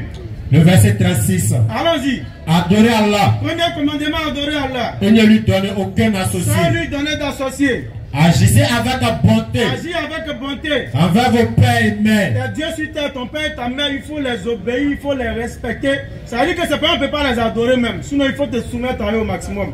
Ensuite, les proches. On dit qu'il faut être bon envers tes proches. Il n'est pas précisé chrétien musulman. On dit les proches, qu'ils soient chrétiens comme musulmans. Les orphelins. Il faut être bon envers les orphelins. Il n'est pas précisé orphelins musulmans. Les pauvres. Il faut être bon envers les pauvres. Il n'est pas précisé pauvres musulmans. Le proche voisin. Il faut être bon envers le proche voisin. Il n'est pas dit proche voisin musulman. Le voisin lointain. Même le voisin qui se retrouve au bout vers la poubelle, là, il faut être bon à lui. C'est pas préciser un voisin musulman. Le collègue. Même le collègue au travail. Ça, c'est la beauté du Coran qu'on vous cache. Et le voyageur. On peut déjà s'arrêter là. Donc, pour dire que sur le plan humain, l'islam même t'exhorte de manière obligatoire à être bon envers tout le monde, qu'il soit chrétien comme musulman. Mais lorsqu'on parle de doctrine, lorsqu'on parle de la croyance, marquez la différence entre vous. Parce qu'on n'a pas la même doctrine, on n'a pas la même croyance. La talbisul haqqa bil batil. Ne mélangez pas le faux à la vérité, ça ne peut pas se faire. Mariage chrétien musulman, c'est mélanger le faux et le vrai. Ça ne peut pas se faire. Qui t'en dedans? C'est de l'hypocrisie manifeste. Là, on donne la compréhension. Dernière question. La dernière question, tu vas conclure avec, en même temps avec. Allons-y. La dernière question, le frère pose la question. Dans ton introduction et le samedi passé, que tu avais dit que Jésus était musulman. Effectivement, nous l'avions dit. Et si Jésus était musulman, eux, dans leur Bible, ils n'ont jamais vu ce que les musulmans, ce que nous partons faire dans la mosquée, ils n'ont jamais vu dans la Bible Jésus se prosterner, Jésus dit Allahu Akbar, et puis la langue arabe aussi. Pourquoi vous utilisez ça et non les autres langues? Okay. Donc voici un peu la question. Tu vas conclure en même temps avec le verset de Néhémie. Donc nous avons été très heureux d'être ici ce soir. Et on va terminer sur cette question-là en montrant la beauté de l'islam et son universalité. Lorsqu'on parle de la langue arabe, c'est-à-dire pourquoi vous les musulmans vous prenez seulement l'arabe pour prier, nous l'expliquons à chaque fois et nous allons revenir sur l'explication. C'est clair. Lorsque nous sommes venus prêcher ici, moi aussi un djoula, de source pure, djoula 100%. Mais si je viens prêcher ici en djoula, dans la foule il y a toutes sortes d'ethnies. Les gens ne vont pas me comprendre. Mais on utilise la langue française pour pouvoir se comprendre, pour pouvoir être un dans l'échange, être communieux lorsque nous parlons de Dieu. C'est la même manière, la langue arabe, qui est la langue de la révélation, nous la gardons pour garder la quintessence et le sens des différents versets. C'est-à-dire l'âme des versets, là. Tout ce qui est écrit, là, nous voulons garder cela. Je le disais ce matin, lorsque tu prends la Bible dans Lévitique 11, verset 7, on parle du porc qui a la corne fondue. Mais lorsque tu prends, ça c'est Louis II, tu prends Martin Bible, ou bien tu prends le livre des scènes des derniers jours, là on te dit simplement le porc qui a les sabots fondus. Est-ce que le porc qui est ici, là, il n'y a pas de sabots fondus? Si, il y a deux différentes Bibles, ou trois différentes Bibles, trois versions différentes. D'un côté, ils ont utilisé le mot corne, de l'autre côté, ils ont parlé de sabots fondus. Mais ce n'est même pas ce verset-là que nous on utilise pour parler de l'interdiction du porc. Parce qu'il y a Isaïe 66, verset 17 qui est clair. Si Lévitique 11, verset 7, en fonction des différentes traductions, il y a différentes versions, nous on dit c'est pas grave, prenez. Mais dans Isaïe 66, verset 17, il n'y a pas corne fondue, il n'y a pas pied fondu là-bas. On dit porc, porc c'est porc, coroti c'est coroti. C'est de ça qu'il s'agit. Donc les différentes traductions ont envoyé aujourd'hui la multitude de Bibles. Il y a toutes sortes de Bibles aujourd'hui sur la terre. Il y a plus de 1000 versions. André Souraki, tout le monde s'élève. Qu'il soit chrétien ou pas, il prend la Bible, il fait à son image. Il n'y a pas le texte original. Mais nul ne peut falsifier le Coran aujourd'hui parce que le texte original du Coran existe. Non seulement il est dans la tête, le premier support étant le cerveau ou la mémoire, les gens ont mémorisé le Coran. 6236 versets, c'est dans la tête. Toi, tu as falsifié comment? Et puis, ils n'ont pas mémorisé en langue française, hein. Ils ont mémorisé dans la langue dans laquelle ça a été révélé. Donc, aucune virgule ne pourra être changée.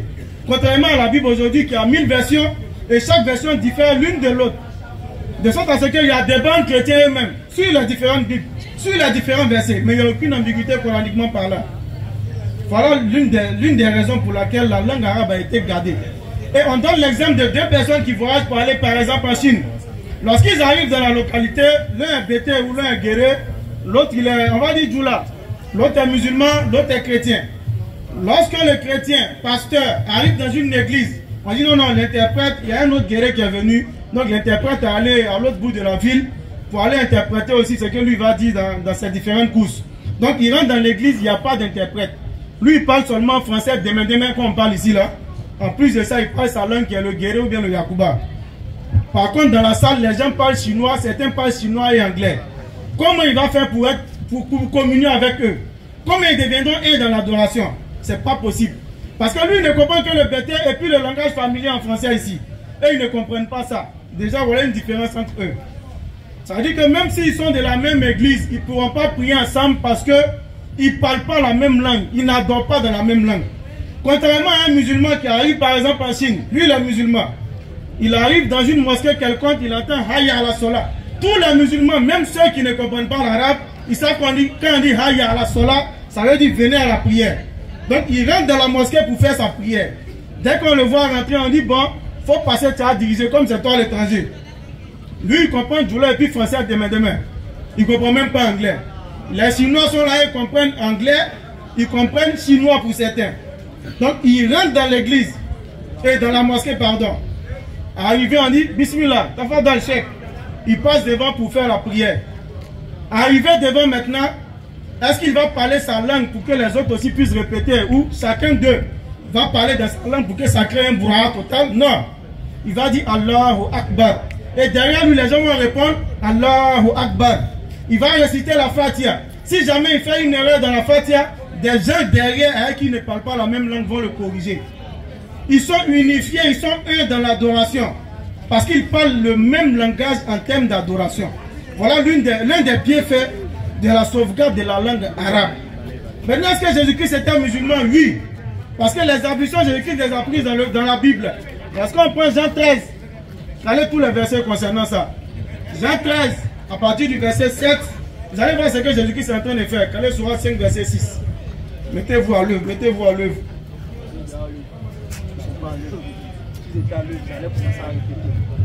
Regardez le verset, allons-y. Jean 13, verset 7. Sourate 5, verset 6. On commence sur la sourate 5. Rapidement, s'il vous plaît, les gars, ça dort. Rapidement, ça dort. Sourate 5, le verset 6. Hein? Oh les croyants. Oh les croyants. Lorsque vous vous levez pour la sola, oui. Lavez vos visages. On parle ici des ablutions. Regardez les parties concernées par l'ablution. Le visage. Vos mains. Les mains. Jusqu'au coude. Allons-y. Passez les mains mouillées sur la tête. On dit la tête. Et lavez-vous les pieds. On dit les pieds, on a entendu les différentes parties. Tête, pieds, bras ou bien mains. Ça, c'est les trois parties essentielles des ablutions. La tête qui est constituée du visage, des narines, de la bouche, des oreilles. Tout ça, ça concerne la tête. Les mains, ensuite les pieds, c'est les trois parties essentielles des ablutions. Maintenant, on va dans la Bible, Jésus-Christ. Se leva de la table. Jean 13 à partir du verset 7. Allons-y. Au verset 4. Allons-y. Se leva de la table. Ok. Ôta ses vêtements. Oui. Et prit un linge dont il s'est saigné. Allons-y. Ensuite, il versa de l'eau dans un bassin. Allons-y. Et il s'est mis à laver les pieds des disciples. Il a commencé par les pieds. On l'a dit tout à l'heure. Pieds, mains, tête. Il a fait les pieds. Allons-y. Et il les essuyait avec le linge dont il était saigné. On continue. Il vient donc à Simon Pierre. Continue. Et Pierre lui dit, toi Seigneur, tu me laves les pieds? Oui. Jésus lui répond, répondit, allons-y. ce que je fais, Oui. tu ne le comprends pas Tu ne maintenant, peux pas savoir ça maintenant. mais Oui. tu le comprendras bientôt. On continue. Pierre lui dit, non, jamais, tu ne laveras les pieds. Allons-y. Jésus lui répondit, Oui. si je ne te lave les pieds, Rapidement. tu n'auras point de pain avec moi. Oui. Simon Pierre lui répondit, Seigneur, Non. non seulement les Non pieds, seulement les pieds, mais mais encore les mains il a lavé les mains aussi. et la tête. Et la tête, les trois parties essentielles. Mains, tête, pied. Des ablutions sera 5 verset 6. Jean 13 verset 4 et suite. On va encore dans ce qu'on appelle l'Ancien Testament. Exode 40, et ceux qui n'ont pas calé ça, le verset 30. Exode 40. Oui. Le verset 30. Allons-y. Il plaça le cuve. Il plaça la cuve. Allons-y, c'est ça. Exode 40, le verset 30. Allons-y. Il plaça la cuve Allons-y. entre la tente d'assignation Et l'autel. et il y mit de l'eau pour les ablutions. Ça dit, c'est étonnant les gens d'entendre qu'il y a ablution dans la Bible. Le mot, d'autre côté, on a montré les actes. Mais ici, on vous montre le mot ablution lui-même. À Jésus, on a montré les différents actes. Tête, main, pied, comme sur 5 verset 6. Mais à Moïse, on vous montre le mot même ablution, écrit dans la Bible. L'universalité de l'islam et le fait que tous ces prophètes étaient musulmans. On continue encore. Moïse et Aaron et ses fils, s'ils lavaient les mains. Non, on a fini les ablutions. On est Daniel maintenant. Daniel 6 verset 10 concernant la Qibla. Lorsque les musulmans veulent prier, Mahmoud n'est pas le seul lecteur. Lorsque les musulmans veulent prier, ils prennent une direction. Daniel 6 dans le verset 10. Ils se dirigent vers ce qu'on appelle la Qibla. Vous allez voir que cette Qibla là, elle est biblique. Lorsque Daniel sut que le décret était écrit, allons-y. Il se retira dans sa maison. Il se retire dans sa maison. Où les fenêtres de la chambre supérieure. Regardez la sourate 2 verset 145 et suite. Où les fenêtres de la chambre supérieure étaient ouvertes dans la direction de Jérusalem. Il prend direction pour prier et il prend la direction de Jérusalem. Et 3 fois le jour, et 3 fois dans le jour, il se mettait à genoux. Il se mettait à genoux. Il priait. Et il priait. Il louait son Dieu. Donc pour prier et pour louer son Dieu, il se dirigeait vers Jérusalem. Venez dans le Coran, Sourate 2, allons-y rapidement les gars. Sourate 2, le verset 145. Certes, certes, si tu apportais toutes les preuves à ceux à qui le livre a été donné. Verset 144. Au verset 144. Lecture. Certes, nous te voyons tourner le visage en tous sens dans le ciel. Certes, nous te voyons tourner le visage en tous sens dans le ciel. Tu tournes le visage dans tous les sens dans le ciel. Nous te faisons donc orienter. Alors on te fait orienter vers une direction qui te plaît. Une direction qui plaît à ton cœur. Tourne donc ton visage vers la mosquée sacrée. Parce qu'auparavant les musulmans se tournaient vers Jérusalem pour prier. Ceux qui sont allés en Arabie, vous avez vu la mosquée qu'on appelle Al-Qiblatain, la mosquée aux 2 Qibla. Auparavant, comme Daniel dans le livre, se tournait vers Jérusalem au début de la révélation. Mais après, dans ce verset, Allah fait tourner le prophète vers la direction qui est la Mecque, qui sera maintenant la nouvelle direction vers laquelle tous les croyants de l'humanité devront se tourner pour prier. Où que vous soyez, tel que Daniel l'a fait, où que vous soyez, tournez-y vos visages. Tournez vos visages vers la mosquée sacrée. On a vu la direction, on a vu les ablutions. Il reste maintenant quoi? La sola. On a pris ablution. On a pris la direction qu'on prend pour prier. Maintenant, on va commencer la prière elle-même, musulmane, mais qui se trouve dans la Bible. Néhémie 8. Néhémie 8. Le verset 4. S'il y a des gens pour imaginer, ça sera con quoi. Esdras. Avec des gens pour imaginer. Esdras le scribe. Esdras le scribe. Était placé sur une estrade de bois. Était placé sur une estrade de bois. Dressé à cette occasion. Attendez, voilà Esdras de bois. Comme il est sapé là. Esdras le scribe. Ouais, faut te placer sur l'estrade de bois. À sa droite.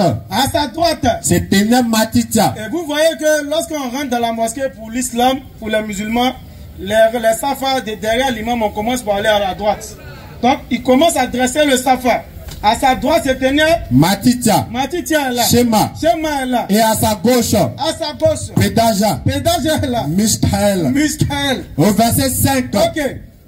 Esdras a ouvert le livre. Alors il ouvre le livre. À la vue de tout le Comme peuple. vous voyez les musulmans le faire le jour, dans les mois de Ramadan, dans le Tahajjud, on ouvre le livre, le Coran, et puis on lit. Allons-y. Car il était placé au-dessus de tout le peuple. C'est lui qui était l'imam, en d'autres termes. Et lorsqu'il lui ouvrait, il ouvre le livre. Tout le peuple se tient en place. Ils ont dressé le safa propre. Esdras a béni l'Éternel, le grand Dieu. Il bénit l'Éternel, comme vous dites dans la Fatiha. Ça commence par des louanges, par des glorifications. Bismillahirrahmanirrahim. Alhamdulillahi Rabbil Alamin. Arrahmanirrahim. Tout ça, c'est des bénédictions de l'Éternel qu'on fait. Et tout le peuple a répondu en levant les mains. Il finit de réciter ces bénédictions. Le peuple répondit quoi? Amen, amen. Vous entendez les musulmans à l'unisson dire Amin. Et c'est la même chose qu'ils ont fait ici. Lorsqu'ils finissent de bénir, le peuple répond derrière. Ils sont dressés en safa. Ils répondent Amin. Et ils s'inclinaient. Ensuite, ils s'inclinent comme les musulmans s'inclinent. Ce n'est pas le Coran, c'est la Bible. Et ils se prosternaient devant l'Éternel. C'est-à-dire, pour parler comme le pervers des Gédéons, ils ont coigné leur front par terre. Ils se prosternaient devant l'Éternel. Ils ont coigné leur visage par terre pour Dieu. Ça veut dire que ce n'est pas un acte de démence, mais c'est ça en réalité l'acte d'adoration. Le visage contre terre. Ils ont mis le visage contre terre. Alors, chers frères et sœurs en islam, retenez que l'islam est la seule voie du salut. Soyez fiers d'être musulmans. Et soyez une incarnation des valeurs morales de l'islam. De sorte à ce que lorsque les gens vous voient ici à la Sikoji, automatiquement ils disent que voilà un musulman.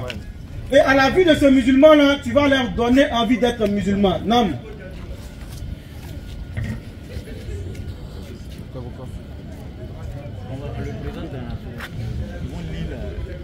Qui demande qui est Allah? Mais posez la question dans le micro. C'est pas confidence, c'est une question à poser. On était en train de boucler. On dit la soeur insiste. C'est une chrétienne ou une musulmane? Je pense que c'est une chrétienne. On dit elle demande qui est Allah. Logiquement on a fini, mais on va lui faire cette faveur. On va lire les versets qui présentent Allah et sur ça on va conclure, Inch'Allah. Surat 59, le verset 22. Écoute la définition ou la présentation de celui qui est digne d'être adoré. Donc si le Dieu que tu adores ne rentre pas dans tout ça, il faut savoir que ce n'est pas le vrai Dieu.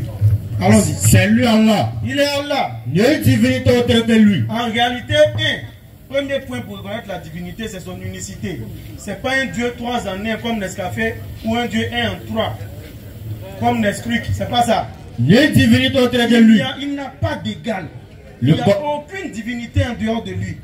Le connaisseur de l'invisible. En réalité, Dieu, Allah, il doit connaître l'invisible. Tout comme du visible. Il doit connaître aussi le visible, ce qui est normal. C'est lui. Oui. Le tout miséricordieux. Il est le tout miséricordieux. Le très miséricordieux. Le très miséricordieux. C'est lui Allah. Il est Allah. Il y a une divinité de lui. Il pose toujours le sous-bassement à la base. Nulle divinité autre que lui. Le souverain. Il est le souverain. Le pu. Le pu. L'apaisant. L'apaisant. Le rassurant. Le rassurant. Le prédominant. Le prédominant. Le tout-puissant. Il est le tout-puissant. Le contraignant. C'est lui qui contraint les gens à faire et non, lui n'est pas contraint à soulever courroie. L'orgueilleux. Il est l'orgueilleux parce qu'un Dieu ne peut pas être humble. L'humilité, c'est pour les créatures qui sont faibles. Gloire à Allah. Al-Kibr. C'est pourquoi il dit dans la sourate du Jassiya, Wallahul kibriya ou fis samawati wal ard. À lui appartient la grandeur tout entière dans les cieux et sur la terre. Donc Allah qui a créé les cieux et la terre, il se doit d'être orgueilleux. L'orgueilleux. Parce que c'est à lui qu'appartient cet orgueil-là. Gloire à Allah. Allah. Être orgueilleux. Parce que l'homme ne peut rien créer. Allons-y. Gloire à Allah. Gloire à Allah. Il descend dans ce qui lui associe. Effectivement. C'est lui Allah. C'est lui. Le créateur. Il est le créateur, il n'est pas créé. C'est lui qui donne un commencement à toute chose. Il n'a pas un commencement comme Jésus-Christ dans Hébreux 10, verset 5. Lorsqu'il rentra dans le monde, il dit, tu n'as voulu ni sacrifice ni holocauste, mais tu m'as formé un corps. C'est Dieu qui lui a formé ce corps-là. Celui qui donne un commencement à toute chose. C'est lui qui a fait que Jésus-Christ a commencé lorsque sa maman était enceinte. Le formateur. C'est lui qui a formé Jésus-Christ dans le ventre de sa mère. À lui le plus beau nom. C'est à lui le plus beau nom. Tout ce qui est dans les cieux. Et tout ce qui est dans les cieux. Et la terre. Sur la terre. Le glorifie. Glorifie Allah. Et c'est lui le puissant. Allah, il est le puissant. Le sage. Il est puissant en même temps, il est sage. On va encore dans d'autres sourates. Surat 2, le verset 255. Regardez encore. Allah, oui. point de divinité à part lui. Toujours le sous-bassement, l'unicité. Point de divinité à part lui. Allons-y. Le vivant. Il est le vivant. Celui qui subsiste par lui-même. Il n'est pas vivant, mais il est le vivant. Parce que tout ce qui vit meurt. Si tu dis qu'Allah vit, c'est qu'Allah va mourir. Mais Allah, il est le vivant. Al-Hayyum, mais qui ne va pas, c'est Al-Qayyum. Parce qu'il est non seulement le vivant, parce qu'il subsiste par lui-même. Il n'a pas besoin de respirer l'air que nous respirons pour vivre. Il n'a pas besoin de manger la nourriture que lui-même il a créée pour vivre. Alors que Jésus-Christ, il mangeait, il avait faim. Mais Allah, là, il n'a pas besoin de tout ça parce qu'il subsiste par lui-même. C'est-à-dire que Al-Hayyum, Al-Qayyum, les deux vont ensemble. Ensuite, Al-Qayyum, ni somnolence, ni sommeil ne le saisissent. Ni sommeil ne peuvent le saisir. Dans la Bible, on dit Dieu a créé les cieux et la terre. En 6 jours, le 7e jour, il s'est reposé. Il était fatigué. Mais on dit Allah, là, ni somnolence, qui est bébé de sommeil, ni sommeil ne peuvent le saisir. C'est lui qui est digne d'adoration. Il ne faut pas adorer d'autres dieux à part Allah. Sinon, tu es dans la perdition. Allons-y. À lui appartient tout ce qui est dans les cieux et sur la terre. Tout ce qui est dans les cieux et sur la terre lui appartient. Il ne demande pas à quelqu'un avant de faire. Qui peut intercéder auprès de lui sans sa permission. Qui peut parler sans qu'Allah lui donne la permission. Il connaît leur passé et leur futur. Allah, il connaît notre passé et notre futur. Pas comme Jésus-Christ dans la Bible, bien sûr. Tout ce qu'il dit, c'est Jésus-Christ dans la Bible. Qui a vu un figuier dans Matthieu 21, il avait faim. Il allait dire, il va couper fruit là. Il allait trouver que le figuier était, il n'y avait pas de fruits dessus. Il est fâché, il dit que jamais fruit ne naît sur toi, le figuier a séché. Logiquement, s'il était la divinité dont les gens prétendent, automatiquement il allait soit faire pousser des figues sur l'arbre. Ou bien même auparavant, il allait savoir que non, on n'est pas dans le temps des figues. Mais il n'a pas la connaissance infuse. C'est pourquoi il ne peut être Dieu. Allons-y. Et de sa science. Il n'embrasse que ce qu'il veut. Nous n'embrassons que ce qu'Allah il veut. Ça trompe aussi au débat de les cieux et la terre. Pour que l'homme ait un aperçu de la grandeur d'Allah, il prend son repose au pied qu'on appelle Al-Kursiyu. Il dit ça déborde les cieux et la terre. Regardez le ciel qui est étendu, qui s'étend à perte de vue. Regardez la terre. On marche, on ne peut jamais arriver au bout de la terre. Donc ils diront que c'est rond, mais c'est très très vaste. De ce fait-là, là, pour nous montrer sa grandeur, il dit son repose au pied. Ça déborde les cieux et en même temps la terre. Ça veut dire que ça ne peut pas contenir l'espace qu'on voit là. Dont la garde ne lui coûte aucune peine. De cette chose aussi immense là ne lui coûte aucune peine. Il est le très haut. Parce qu'il est le très haut. Le très grand. Le très grand. T'as mis sur la sourate 57. Sourate 57, verset 1 à 4. Rapidement. Rapidement pour terminer. Sourate 57. Qui devait être calé normalement. Sourate 57, verset 1 à 4. Sourate 57, le verset 1er. Bismillah. Tout ce qui est dans les cieux. Tout ce qui est dans les cieux. Et la terre le glorifie. Et la terre glorifie Allah. Et c'est lui le puissant. Allah qui est le puissant. Le sage. Il est le sage. À lui appartient la souveraineté des cieux et de la terre. Tout entier des cieux et de la terre appartient à Allah. Il fait vivre. C'est Allah qui fait vivre. Il fait mourir. Mais lui-même, il ne peut pas mourir. Même pour une seconde. Et il est omnipotent. Il est omnipotent depuis avant que, c'est que nous, aussi longtemps que le cerveau humain puisse dater le monde. Alors il était là bien avant ça. Aussi longtemps qu'on peut projeter la fin du monde. Alors il sera là après ça. Il est l'omnipotent. Allons-y. C'est lui le premier. Il est le premier, mais il n'a pas de commencement. Il est le dernier, mais qui n'a pas de fin. L'apparent. Il est l'apparent, mais qu'on ne peut pas voir, on ne peut pas comprendre ça. Le cachet. Il est le cachet, mais dont nous percevons la grandeur à travers sa créature. Et il est omniscient. Il est en plus de ça, il est omniscient, il a la science infuse. Continue. C'est lui qui a créé les cieux et la terre. C'est lui qui a créé les cieux et la terre. En 6 jours. En 6 jours. Puis il s'est établi sur le trône. Il s'est reposé le 7e jour. Il était fatigué.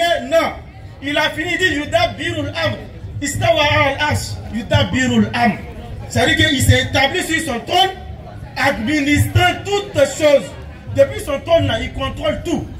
Il sait ce qui pénètre. Rien ne lui échappe parce qu'il sait ce qui pénètre. Dans la terre. Dans la terre. Et ce qui en sort. Et ce qui ressort de la terre. Là, il sait ce qui descend du ciel. Il sait ce qui descend du ciel. Et ce qui y monte. Et ce qui remonte. Il est avec vous. Il est avec nous. Et que vous soyez. Partout où on est, et Allah observe parfaitement ce que vous faites. Il est en réalité parfait observateur de ce que nous faisions. Chers frères et sœurs, on va s'arrêter sur ça.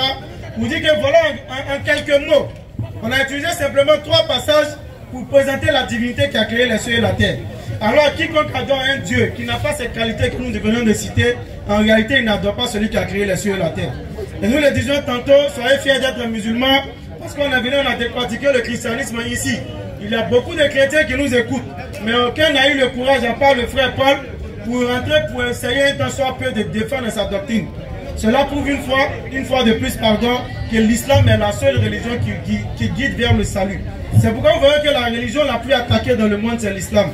C'est l'islam qui est traité de tous les noms. Parce qu'en réalité, les gens ne veulent pas que les autres s'approchent de l'islam. Parce que si tout le monde a compris l'islam, si les gens embrassent la foi, la doctrine islamique, vous verrez que le libertinage va disparaître à la surface de la terre. Alors nous demandons à tous les musulmans de Sikosi, nous ne serons pas là une autre fois encore, sauf si Allah le décide. Oui. Mais nous vous demandons de relayer ce que nous avons dit ici ce soir. Tout à fait. Ça y est, une incarnation des valeurs morales de l'islam, de sorte à ce que le jour où on verra Mohamed, on ne dira pas voilà un musulman qui joue l'auto. On ne dira pas voilà un musulman qui sort avec fond des dans le couloir. On ne dira pas voilà un musulman qui boit avec nous. On dira plutôt voilà un musulman qui donne envie d'être musulman. Alors on va vous demander de lever l'index droit pour que nous puissions attester de l'unicité d'Allah. Mikey voulait dire quelque chose? Oui, tout à fait. En fait, on est en train de se concerter sur le fait de revenir ici la semaine prochaine. Alors, sur le terrain Pona Raphaël, c'est tout juste à côté. D'accord. Voilà, nous serons aussi à Sikensi. Voilà, pour tous ceux et celles qui veulent suivre la vidéo. Effectivement. Vous vous approchez donc d'Embamis qui va vous guider sur la page, histoire de ne pas louper. Donc, les conférences de la bande 1781. Alors, je suis juste à côté de toi pour attester. Alors, aide-moi à lever l'index droit pour attester de l'unicité d'Allah. Nous voulons ce soir que Sikoji tout entier entende l'unicité d'Allah proclamée ici, sur le terrain de Sikoji. Ashhadu an la ilaha illallah wa ashhadu anna Muhammadan Rasulullah. Merci à tous, on se pardonne. Merci.